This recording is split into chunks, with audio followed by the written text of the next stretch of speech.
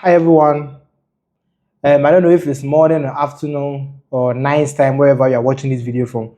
From where I am, it's afternoon, so good afternoon to everyone. Um, my name is Ni Yatitiria. By career, I'm now a digital marketer, but I went to school to be a land economist. And also, I had interest in being a geospatial analyst. So I have background in that, being surveying, land economy, and then geospatial analytics and all that. But I'm now a digital marketer. I currently work for TGTS Africa, and I run a startup called Night Trends Digital.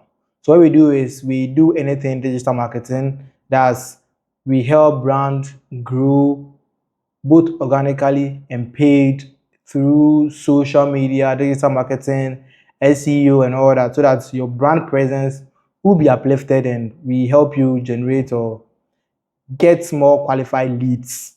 So that's what we do on the digital marketing front. So today I'm here not to talk to you about digital marketing, or I'm here not to talk to you about anything JoJo, anything career-wise. I'm just here to have a chat with you.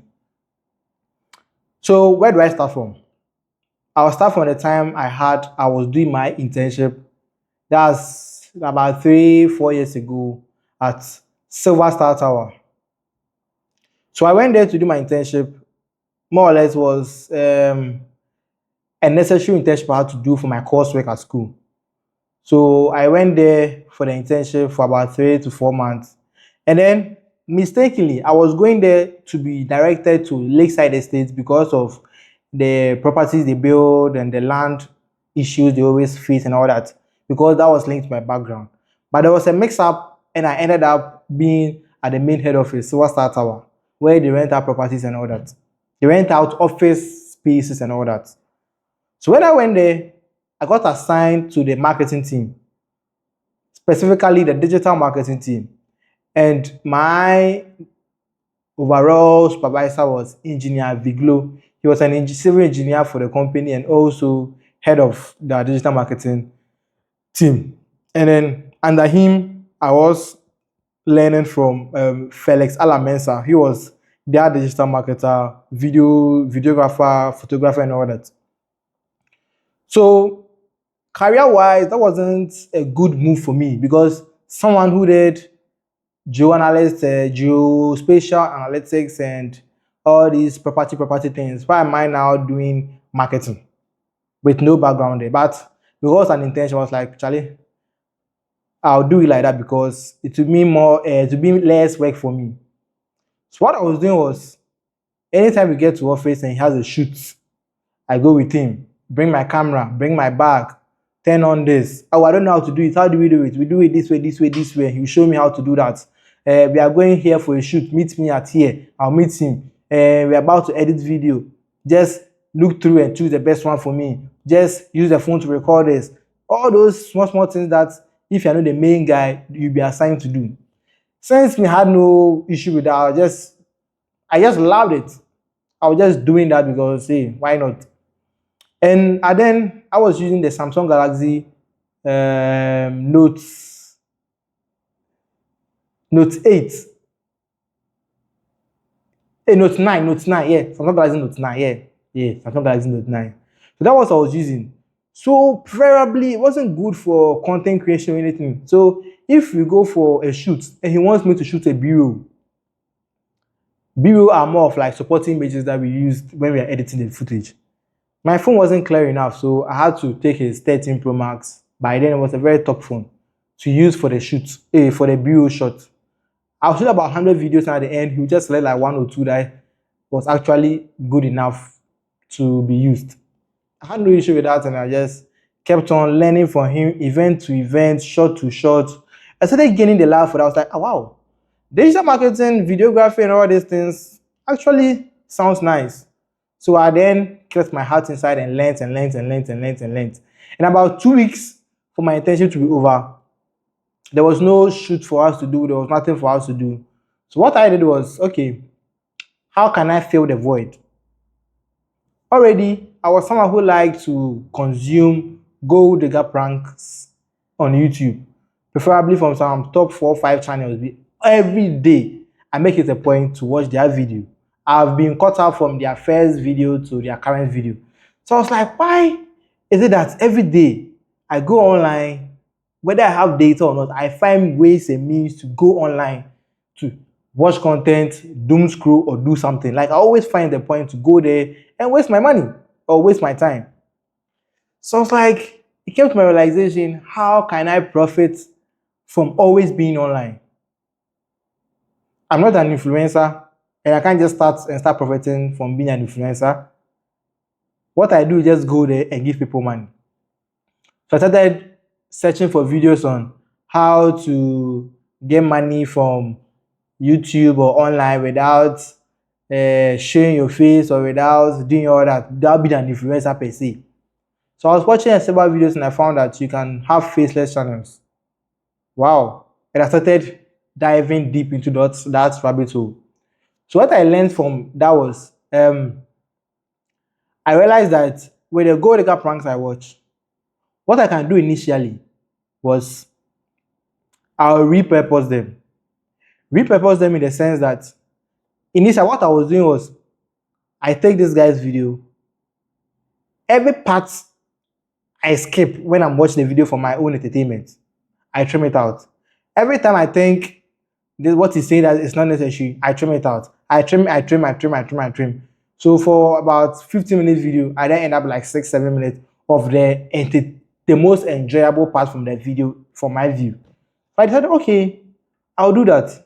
I trim all the videos, and then I'll add captions, I'll recolor grade them and all that, and I'll post them. I did that for about 3 months, and then I started I started seeing growth on the channel. So I added shorts to it, and my shorts were just blowing. So I was getting subscribers from the shorts, and I was getting YouTube watch hours from the long form videos. So within 3 to 4 months, when I went back to school for my 4th year or so, I got monetized. I was like, wow, is it this easy? I got monetized. I applied for the YouTube YPP program. I was eligible. I was accepted into the program. I linked my account for payment and Google AdSense and all that setup I had to do. I did all that. I was like, wow. So what I do is, after class, I find time, the videos I've watched, I trim them, I upload them. I trim them. It became an automated process. So I was doing this, and within a day, if I don't get crowd, that's about $120 I get a day from just doing this. And bear in mind, $1 in my currency is about, back then was about 14, 12 there, but it was high.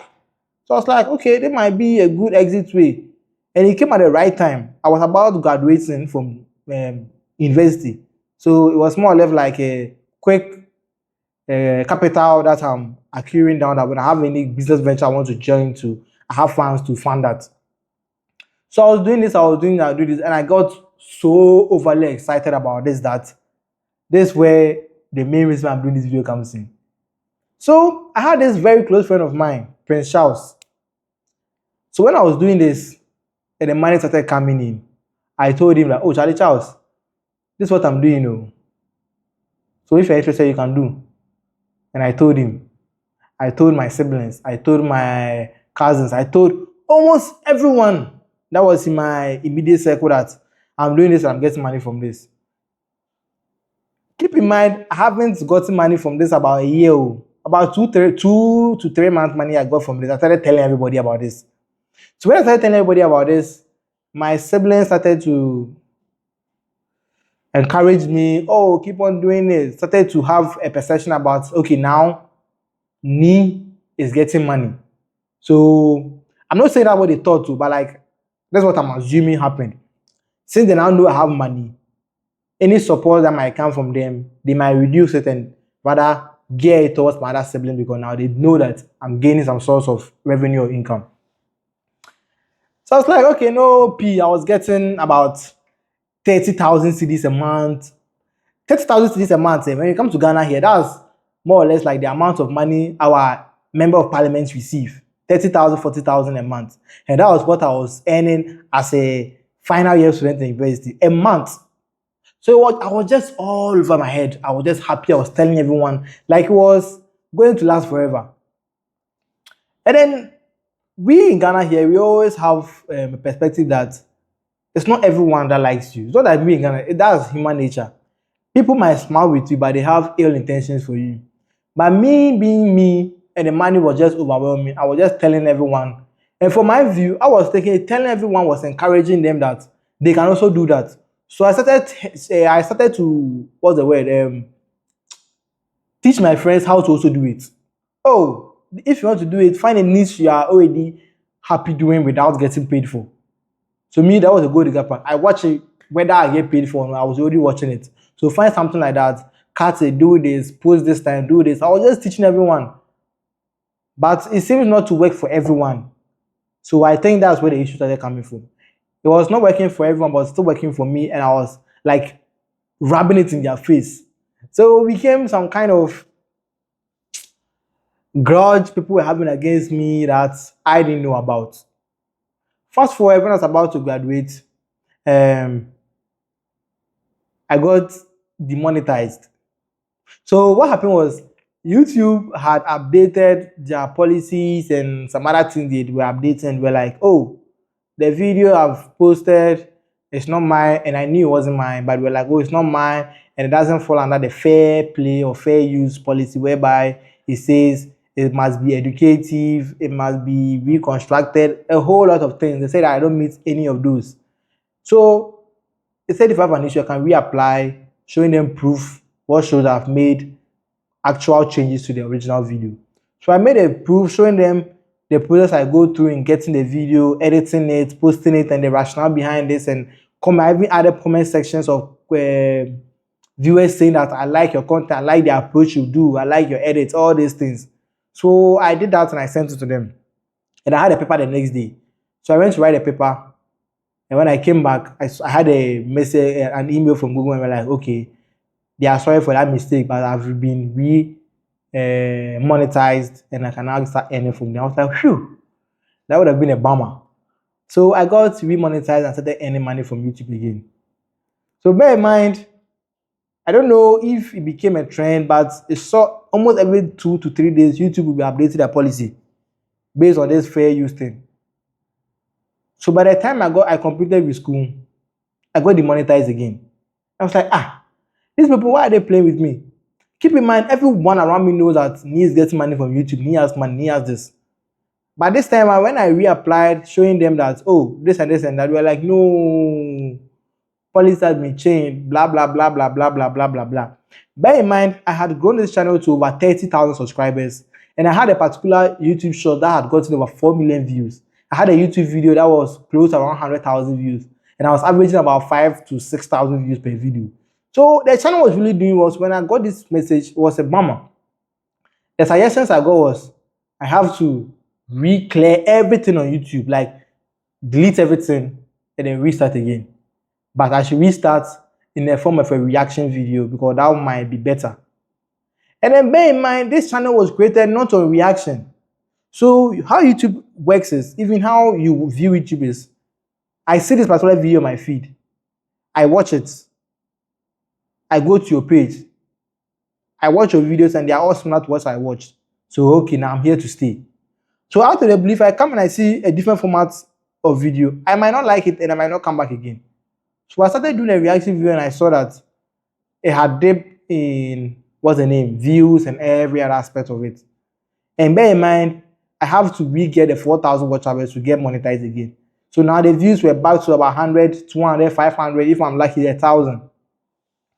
So it became a real struggle. And that was when I started my national service. That's more or less like a paid internship after your university, which is mandatory in Ghana. So I had started that. That was a 9 to 5 job. So now blending in with a reaction channel was kind of very tough. So there were weeks that I didn't post and I'll come back and post and the views just went lower and lower and lower. But about a year later, I was able to get a 4,000 hours and I reapplied again. And even in my reaction videos were like, it's not so, what's the word? transformative enough. I was like, what the hell? What do you want me to do again? Because I'm now showing my face. It's not as a voiceover. My whole face is there, reacting, pausing, and all that. But they said I need to add edits. I need to add this. I was like, fuck it, I'm not doing that again. And I paused with that for a while. So all this year, all this 1 year gap, people didn't know I've not earned anything from YouTube. Their perspective is, yes, I'm still getting paid from YouTube. I still have money from this. So even when I ask a colleague for money, they'll be like, oh, now you have money like this. And I can't tell them I'm not getting paid again. And luckily for me, my channel, I didn't tell a lot of people. So they can't go there and watch a video and see that, okay, there's no ads on the video. And they see that, yes, I'm not getting paid. Because I wanted to get more US audience, I never shared my link to anyone to go and watch from my vicinity. If you come across, it's fine. But if not, I'm not sharing it to you. So I couldn't tell people that I don't have money and all that. And bear in mind, I told my parents. So telling my parents this, that I'm getting about 30,000 a month from YouTube, and I'm going back to tell them that I'm no more getting money from it. Explaining to these old heads would be difficult that, oh, that's what happened and this and this and that. So it was just assumption that I'm still making money from YouTube. And funny enough, because my interest grew in this videography, digital marketing and all that, when the YouTube money started coming, that 30,000 a month and all that, I invested it all in gears. So I didn't want to go for a full camera yet. I didn't want to invest in a camera yet. So I bought 2 phones. 3 years ago, I bought like Samsung Galaxy S21 Ultra because I'm a Samsung lover. I just like Samsung. So I bought that to be a daily with good cameras enough. And I bought an iPhone for video recording or the audios. So I had these 2 phones, which cost a lot. I bought microphones, I bought a stand, I bought a gimbal, I bought some few other things that would help in the digital marketing journey. And then the money stopped flowing. So the money at the end kind of finished, and when it finished, the money stopped flowing. So now I was stuck in between. I have all these gears, no money, I don't know what to do. So I decided that where I'm having my internship, my paid national service at, I came there as a geospatial analyst. But I also saw that they don't really take social media seriously. They don't show videos, they don't do all that. So I pitched to the CEO that, oh, I can see your social media, you guys don't do anything apart from flyers. So what if I become your digital marketer? I shoot videos, I do this, I do that. And you're like, okay, go for it. And then that's how I transitioned from geospatial analyst to being a digital marketer for TGTS Africa. And in doing so, I decided, okay, now that my main role is to be digital marketing for this company, why not branch out on the side and start a startup where I reach out to companies similar to the one I'm working, where they have social media but just about flyers, reach out to them and then gain deals by recording videos for them on the low. I didn't want to go into lifestyle digital marketing yet because that one is more tedious than corporate world. Because corporate world, I'm still under contract with someone, I'm not freelance. If I was to be freelance, I could have gone to lifestyle because I pick and choose my schedule. But with this, I'm under contract. So I'm waiting for the contract to end. Then I can now go into freelance. So that's how I ended up being a digital marketer for 10th generation technology. And that's how I end up losing my YouTube money. But funny enough, the channel is still there about around 30,000 subscribers and all that. So as and when I want to spark up something, I can just pick up from there. I also started a new channel on the Gold Digger prank thing. I was thinking that it's because of they knowing the history of that channel, that's why it's being difficult to be monetized. But I started a new one, I got monetized, I earned about $900, and I got monetized before I even could cash in the first one. So that channel is also there. And now I'm on this channel trying to build from the scratch with my face and my actual content. I also have a new one that I'm reacting to, Pop the Balloon or Fine Life Challenges. So I'm now trying to go all in on digital marketing, YouTube, video content creation, because I know how lucrative it can be when you go very deep and very dedicated. So I think that's all the chit chat I have for you today. And the moral lesson I can give you from this is, when something good is happening in your life, don't go ahead and just tell everyone. You need to just keep calm, go with the flow until it is strong, then you can tell people. But in the onset stage where you just started and you now get one or two things from there, I think it's not advisable to share all your plans or all your success with everybody. Sharing your success with everybody is very risky. So that's what I can tell you for today. Next week we'll be here again for another chat. That will be based on things that happened in the week and all that. And it's been a good one. I don't know how informative or how good this video was for you, but if you liked it, you can subscribe to it. You can like, you can comment, you can share, you can do all the things that make YouTube like the video and recommend it to other people. Don't also forget to turn on your post notifications. So as and when I post content, you'll be the first to receive it. It's been an exciting one. See you in the next one. Peace.